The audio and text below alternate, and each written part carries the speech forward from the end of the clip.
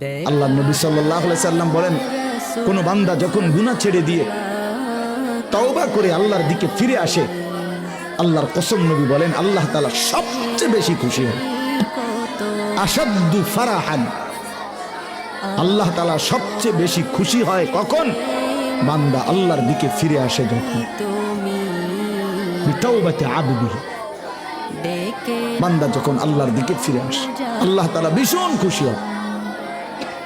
গুনার নাফরমানের জিন্দেগি ছেড়ে দিয়ে আল্লাহর দিকে যখন ফিরে আসে, আল্লাহ তাআলা তখন 7 আসমান সাজিয়ে দেয়, ফেরেশতাদেরকে বলে আসমান সাজিয়ে দাও, জান্নাত সাজিয়ে দাও।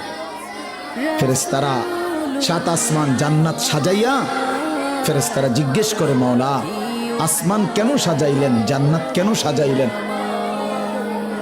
তো আল্লাহ তাআলা বলে আসলাহাল আবদু মাওলাহু, শোনো আজ এক গোলাম যে তার মনিবকে ছেড়ে চলে গেছিল অনেক দিন, আজ সেই ভেগে যাওয়া গোলাম তার মনিবের সাথে সম্পর্ক ঠিক করে ফেলছে।